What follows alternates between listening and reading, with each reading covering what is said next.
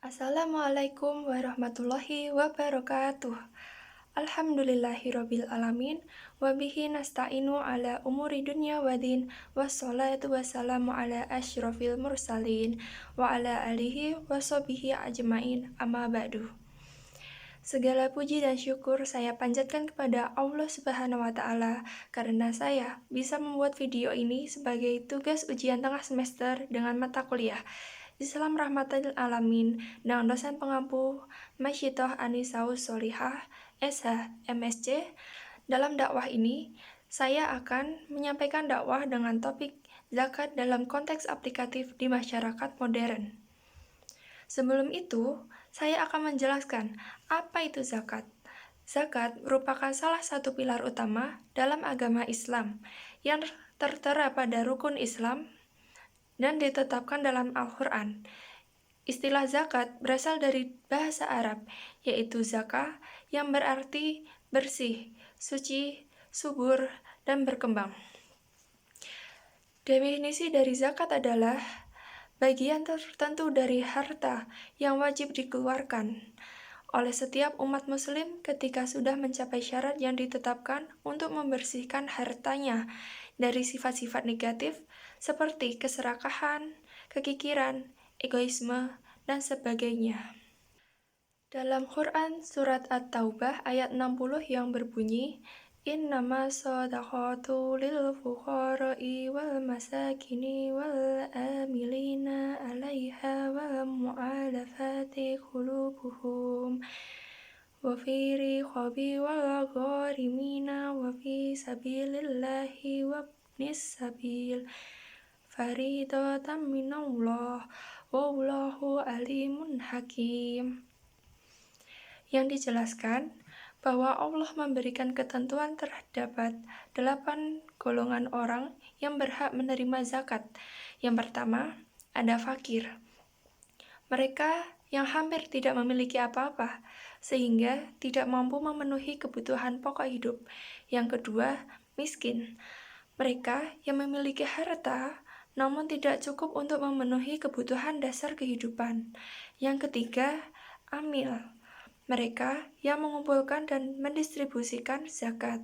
Yang keempat, mu'alaf. Mereka yang baru masuk Islam dan membutuhkan bantuan untuk menguatkan dalam tauhid dan syariah. Yang kelima, riqab. Budak atau hamba sahaya yang ingin memperdekakan dirinya. Yang keenam, gharim. Mereka yang berhutang untuk kebutuhan hidup dalam mempertahankan jiwa dan izahnya. Yang ketujuh, fisabilillah. Mereka yang berjuang di jalan Allah Subhanahu wa Ta'ala dalam bentuk kegiatan dakwah, jihad, dan sebagainya. Dan yang terakhir, Ibnu Sabil. Mereka yang kehabisan biaya di perjalanan dalam ketaatan kepada Allah Subhanahu wa Ta'ala. Kewajiban berzakat adalah salah satu rukun Islam yang wajib bagi umat Islam. Karena zakat merupakan salah satu rukun Islam yang ketiga. Secara umum, zakat terbagi ke dalam 2 bagian, yakni zakat harta atau yang sering disebut dengan zakat mal, dan zakat jiwa atau nafs, atau sering juga disebut dengan zakat fitrah. Zakat fitrah wajib dikeluarkan setiap tahun sekali pada bulan Ramadan. Zakat fitrah mempunyai ketentuan khusus dibandingkan dengan zakat mal. Zakat mal memiliki ketentuan khusus dari jumlah, jenis, serta masa kepemilikan harta yang sering disebut dengan nisab, haul, dan tamakunnya harta.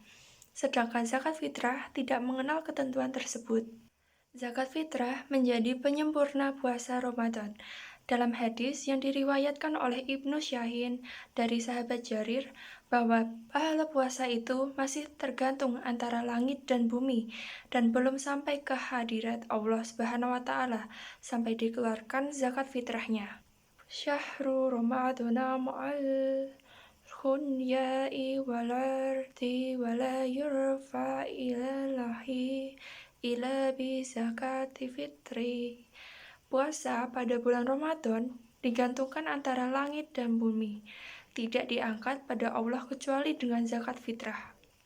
Kemudian, fungsi zakat fitrah juga menjadi pendukung bagi orang-orang yang lemah atau mustadfain. menjadi tertolong dalam memenuhi kebutuhan mereka, terutama pangan.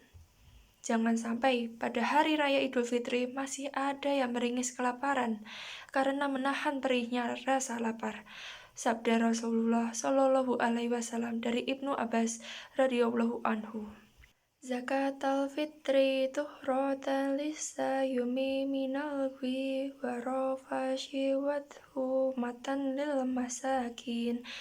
Zakat fitrah sebagai penyucian bagi orang yang berpuasa dari omong kosong dan kata-kata kotor, serta untuk memberi makan orang miskin. Wahai kaum muslimin rahimakumullah, keluarkanlah zakat fitrah itu dengan makanan pokok yang ada di negeri kita, sehingga menjadi afdal dalam mengeluarkannya, bertambah nilai ibadahnya, dan menjadi sempurna ibadah puasanya. Sabda Rasulullah Shallallahu Alaihi Wasallam dalam hadis riwayat Bukhari. Rasulullah Shallallahu Alaihi Wasallam mewajibkan zakat fitri dengan 1 sa kurma atau 1 sa gandum bagi setiap muslim yang merdeka maupun budak, laki-laki maupun perempuan, anak kecil maupun dewasa. Zakat tersebut diperintahkan dikeluarkan sebelum orang-orang keluar untuk melaksanakan sholat Id. Dalam era modern saat ini, teknologi digital telah mengubah berbagai aspek kehidupan, termasuk dalam hal keagamaan, seperti pembayaran dan distribusi zakat.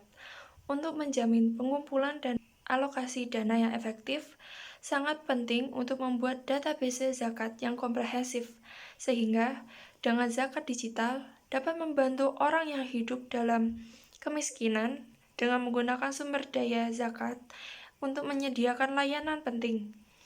Teknologi digital juga berperan penting dalam distribusi dana zakat agar lebih efisien dan tepat sasaran. Inovasi seperti penggunaan big data dan kecerdasan buatan AI membantu lembaga zakat mengidentifikasi penerima zakat yang benar-benar membutuhkan secara lebih akurat. Selain itu, teknologi dapat meningkatkan transparansi dalam pengelolaan dana zakat dengan mencatat setiap transaksi secara digital dan aman, serta mengurangi risiko penyalahgunaan dana. Selain itu, kemudahan yang ditawarkan teknologi mendorong lebih banyak orang berpartisipasi dalam membayar zakat, sehingga meningkatkan kesadaran dan partisipasi masyarakat secara keseluruhan. Dengan adanya platform digital seperti dompet elektronik e-wallet, aplikasi perbankan, dan layanan vintage syariah, masyarakat dapat membayar zakat dengan mudah hanya dalam beberapa langkah. Teknologi ini memberikan beberapa keunggulan, di antaranya akses yang lebih luas, transparansi dan akuntabilitas, serta kecepatan dalam transaksi. Aplikasi digital memungkinkan pembayaran zakat kapan saja dan di mana saja tanpa perlu mendatangi lembaga zakat secara langsung. Selain itu, teknologi juga memungkinkan pelacakan transaksi secara real-time, sehingga dana zakat dapat dipastikan sampai kepada penerima yang tepat. Demikian dakwah yang dapat saya sampaikan. Semoga apa yang saya sampaikan tadi dapat memberikan manfaat dan membawa kebaikan bagi kita semua. Amin. Saya mohon maaf jika terdapat kesalahan dalam penyampaian maupun pengucapan. Wabillahi taufiq wal hidayah. Wassalamualaikum warahmatullahi wabarakatuh.